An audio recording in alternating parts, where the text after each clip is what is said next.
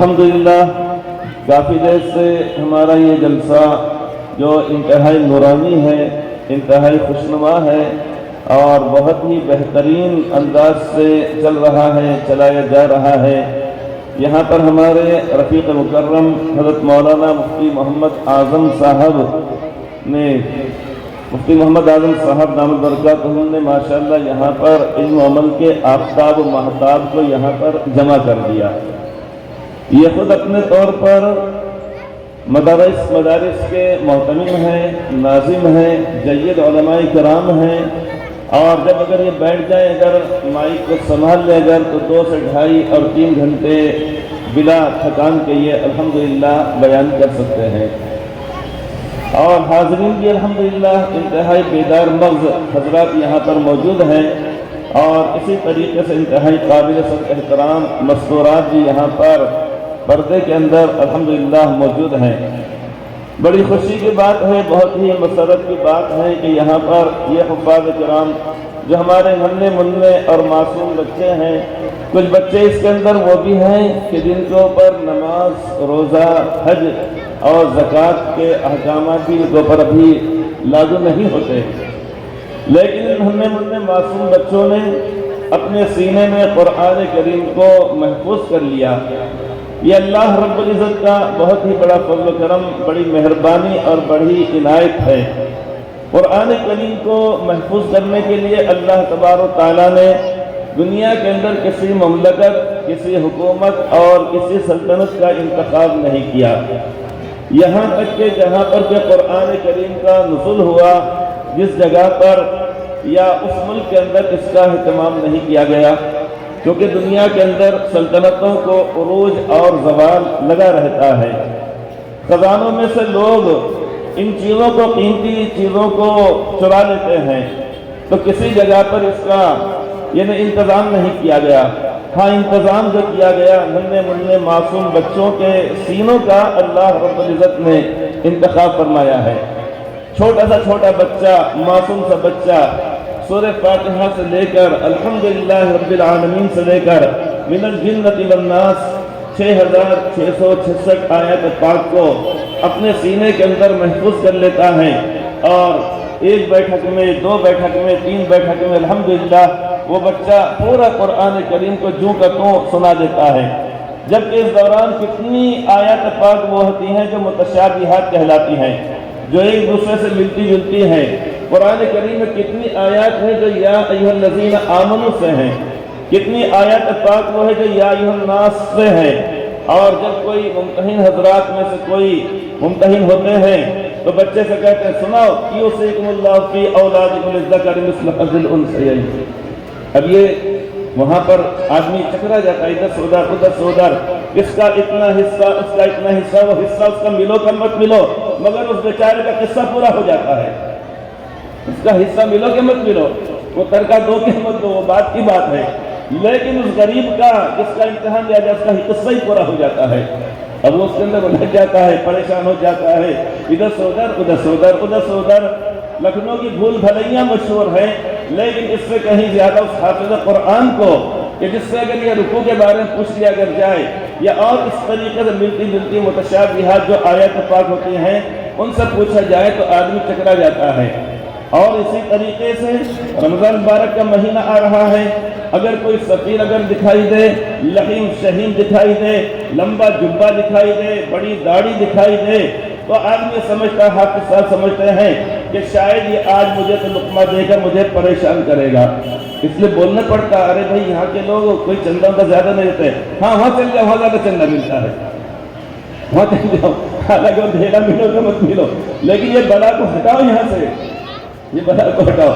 اس لیے آسان طریقہ یہ ہے کہ بھائی افطار میرے ساتھ آپ کر لیجئے، میرے اوپر عنایت ہوگی آپ کی، میرے اوپر بڑا آپ کا کرم ہوگا، لہذا اس کو افطار میں شریک کر لینے کا، مگر عشاء کی نماز میں دور دراز چوپال میں رہ رہے کو توڑے لا کر بھیج دینے کا ہے، اتنی دور کہ وہاں پر جانے کے بعد اس کو آنا جانا مسئلہ مشکل ہو جائے۔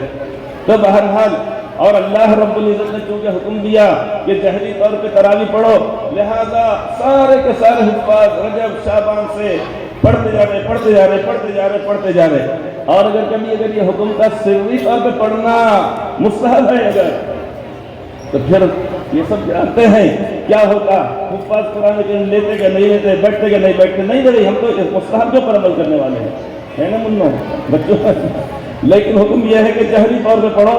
لہذا شعبان کا جب مہینہ آتا ہے تو مدارس کے اندر، مساجد کے اندر حفاظ قرآن کریم کھلتے ہیں، پڑھتے ہیں۔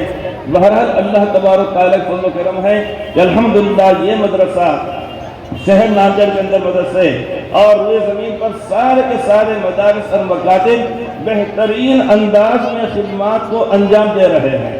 جب ہم لوگ پڑھتے تھے، میں محمد الحمید قاسم رفیق مکرم جو بڑی بہترین پرکشش شخصیت ہے اور بڑے بے تکلف ہیں اور بہت شاندار شخصیت ہیں، ہم جب پڑھتے تھے وہ الف بے تے سے جیم ہے خے دال زال رے زے، لیکن اب آج جو پڑھا جاتا ہے الف با تا سا جیم ہا خا دال زال را زا سین شین صاد زاد الی آخرہ۔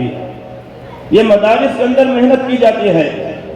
ڈاکٹر حضرات جو دانتوں کے ڈاکٹر ہیں وہ کہیں گے یہ داڑھ نکالنے کے آپ اتنے پیسے، دانت کو صاف کرنے کے اتنے پیسے، فلاں کے اتنے پیسے، ایسے پیسے، یہ وہ کہیں گے، لیکن یہاں پر مدارس کے اندر بتایا جاتا ہے ثنایا علیا، ثنایا سفلا، رباعیات، انیات، ظواہر، قواہر، نواجس۔ اب یہ سارے کے سارے بچے پہلے یاد کر لیے، ہم کو تو خالی اتنا ہی معلوم ہے کہ مفتی محمد اعظم صاحب نے تشکیل کر کے اب اس کے بعد یہاں پر کہانی کر کے بنائیں گے پروگرام، اس کو کینسر کھانا چاہیے، نواجس سے کھانا چاہیے، تواہن سے کھانا چاہیے، یہ تو ہم کو معلوم ہے، ان کے نام بھی نہیں معلوم، لیکن یہ بچوں کو معلوم ہے کہ ثناء علیا کیا ہوتے ہیں، ثناء سفلا کس کو بولتے ہیں، رباعیات کس کو بولتے ہیں، انیات کا کام کیا ہے، ظواہر کیا ہوتے ہیں، تواہن کیا ہوتے ہیں، نواجس کیا ہوتے ہیں۔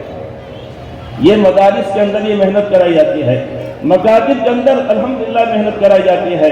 تو آج یہ بات بولنے کی ہم کو بار بار ضرورت نہیں کہ بھئی دیکھیے آپ کا جو پیسہ ہے اس کا صحیح استعمال ہو رہا ہے، اس کی گواہی تو ماشاءاللہ یہ بچے اور پورے مدارس کے بچے الحمدللہ دیتے ہیں، اس لیے کہ یہ بچے جب یہاں پر آئے تھے، یہ کسی بھی مدرسے کے اندر آتے ہیں یا مکاتب کے اندر آتے ہیں، وہ بچے کورے ہوتے ہیں، ان کو کچھ آتا جاتا نہیں ہے، لیکن یہ ہمارے علماء کرام، مفتیان کرام الحمدللہ ان کو پر اتنی محنت کرتے ہیں کہ بہترین قاری بن جاتے ہیں، شاندار انداز میں قرآن کریم پڑھتے ہیں۔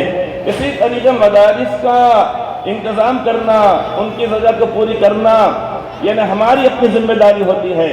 اللہ تعالیٰ جزائے خیر کا فرمائے ہمارے مفتی محمد اعظم صاحب کو بے خیالی کے اندر انہوں نے بول دیے، نہیں بولنا چاہیے تھا، حالانکہ خیر بول دیے، لیکن آپ دیانتداری کا تقاضا تھا کہ فلاں وقت میں ہم نے 15 لاکھ روپے پہلے باقی رہ گئے تھے، اس میں پورا کر لیے۔ یہ بتائے نا آپ نے، نہیں بتانے کا، اس لیے کہ جنہوں نے 10 سال پہلے کہے تھے کہ بھئی ہم کو ووٹ دے دو، سب کے کھاتے میں 15 لاکھ روپے آ جائیں گے، اب وہ کہیں گے 15 لاکھ روپے آپ کے پاس موجود ہے، چلو اور 5 سال کے لیے آگے بڑھا دیتے ہیں۔ کس نے تبھی شاید وعدہ کیا تھا، شاید کسی نے 15 لاکھ آ رہے، اب یہ سوچ کے سب میں دھڑا دھڑ ووٹ دیتے تھے، غریبوں نے زیادہ دے دیے، اس لیے کہ وہاں پر تو چنو منو ہنو پوری کی پوری پنٹن ماشاءاللہ رہتی ہے۔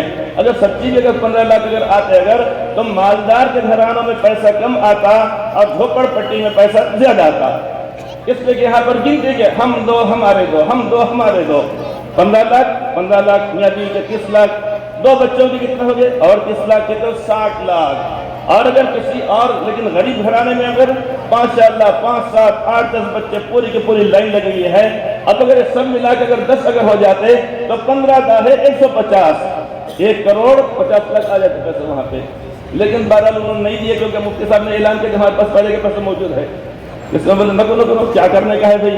تو بہرحال الحمدللہ یہاں کی روداد انہوں نے ہمارے مفتی صاحب نے سنائی ہے اور ساری ضروریات رکھی ہیں، یہ سارے کے سارے اخراجات کی تکمیل کرنا امت مسلمہ کی ذمہ داری ہے۔ اللہ کا لاکھ لاکھ شکر ہے کہ الحمدللہ امت مسلمہ اس جانب مکمل طور پہ بہت زیادہ توجہ دیتی ہے، تبھی تو یہ عالیشان مدارس اور شاندار مساجد الحمدللہ تعمیر ہو رہے ہیں، ورنہ یہ پیسہ کہاں سے آ رہا ہے؟ جھاڑ کو نہیں لگ رہا ہے، زمین سے نہیں نکل رہا ہے، لیکن اس کے باوجود ساری ضروریات کی تکمیل کرنا ہمارا کام ہوتا ہے۔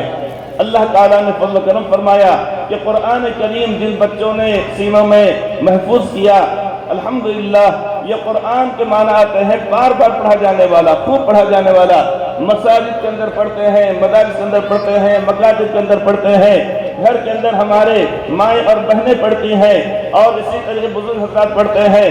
دنیا کے اندر سب سے زیادہ پڑھی جانے والی کتاب قرآن کریم ہے، اور اس کو ہر کوئی پڑھ سکتا ہے، ورنہ اغیار کے پاس تو یہ ہے کہ تم فلاں چیز سے پیدا ہوئے، تم فلاں سے، تم فلاں سے، تم فلاں سے، لہذا مذہبی کتاب کو فلاں ہی طبقہ پڑھے گا، دوسرا ہاتھ بھی نہیں لگا سکتا۔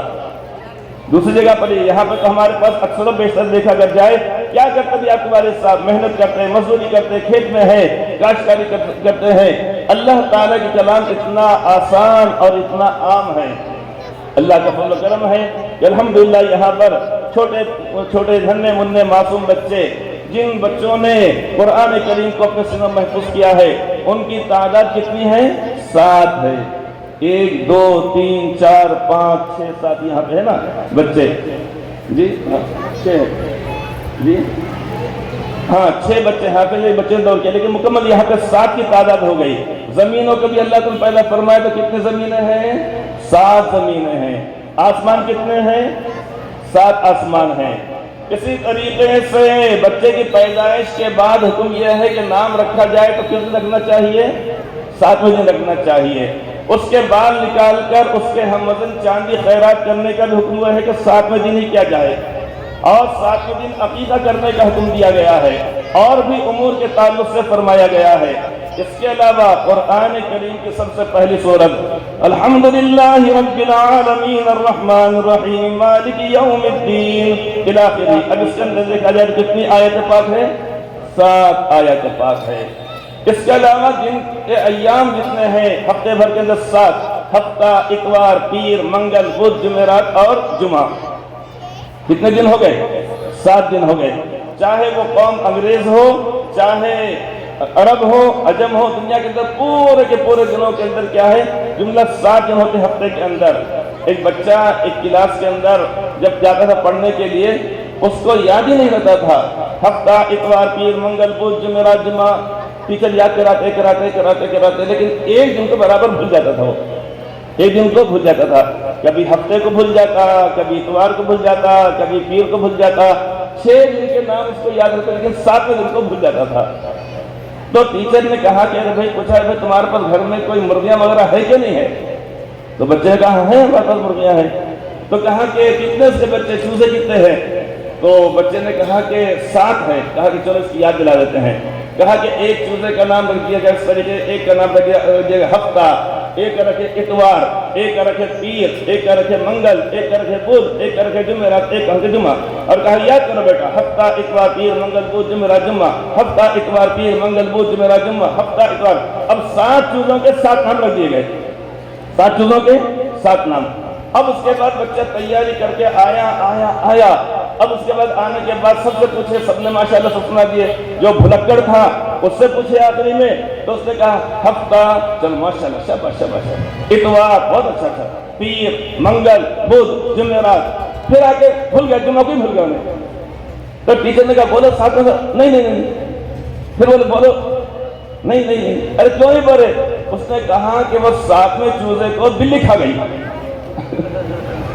اس نے کیا کر دیا، وہ بھول ہی گیا، ہفتہ، اتوار، پیر، منگل، بدھ، جمعرات تک یاد رکھا، لیکن کہا کہ 7ویں کو چوزے کو بلی کھا گئی، اس وقت جمعہ کا نام ہی نہیں لیا۔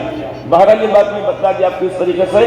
بہرحال قرآن کریم پڑھنا ہے، مدارس کی، مکاتب کی، اور سارے مدارس چاہے ناندیڑ میں ہو، اطراف اکناف میں ہو، روئے زمین پر ہو، ان کی امداد کرنا چاہیے۔ اب چونکہ کافی دیر بھی ہو گئی ہے، وقت ہو گیا ہے، حدیث پاک میں فرمایا گیا ہے لا صلاة بحضرت الطعام ولا وهو يدافعه الاخبثان، کہ اس وقت نماز نہیں ہے۔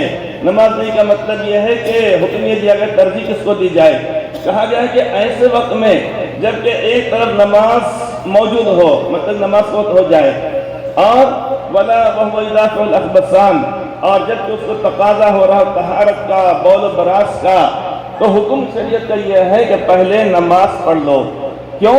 جب نماز پڑھو گے تو پہلے حکم یہ جگہ اپنے تقاضے کو پورا کرو، ورنہ کیا ہے رکعت بن کے کھڑے ہو گئے، اللہ اکبر، اب اس کے بعد سورہ فاتحہ امام صاحب پڑھ رہے اور اس کے بعد والشمس وضحاہا شروع کر دیے. اب اس کو تقاضا اور طہارت کا، بیت الخلاء کا، حالانکہ کوئی لمبی چوڑی صورت نہیں پڑھے مگر اس کو لگے گا کیا لمبا پڑھ رہے، کیا لمبا پڑھ رہے. رکوع میں گئے تو ارے کیا لمبا رکوع کر رہے، اور سجدے میں گئے تو وہ کہے گا کہ پورے مسجد کے مصلیوں کا خشوع امام صاحب کے اندر ہی آ گیا. اس لیے کہ اتنا لمبا سجدہ، حالانکہ سجدہ لمبا نہیں کہ روز کے معمول کے مطابق، لیکن اس کو طہارت کا تقاضا ہو رہا ہے، لہذا حکم یہ دیا گیا پہلے اس کو پورا کر دو. تو ایسے وقت میں جب کہ بھوک لگ رہی ہو یا ایسے وقت میں جب طہارت کا قضاء حاجت کا تقاضا ہو، حکم یہ ہے کہ پہلے ان تقاضوں کو پورا کرو. تو آپ حضرت ماشاءاللہ مغرب کے بعد سے یہاں پر بیٹھے ہوئے ہیں، لہذا اب بات تو یہیں پر ختم کیا جاتا ہے. اس کے بعد انشاءاللہ تو نماز وغیرہ ہو جائے گی شاید کھانے کے بعد، اور پہلے انشاءاللہ تعالی ہمارے مفتی صاحب اعلانات کریں گے. اللہ تعالیٰ کا فضل کرم الحمدللہ یہ مدرسہ ترقی کر رہا ہے، خوب کر رہا ہے.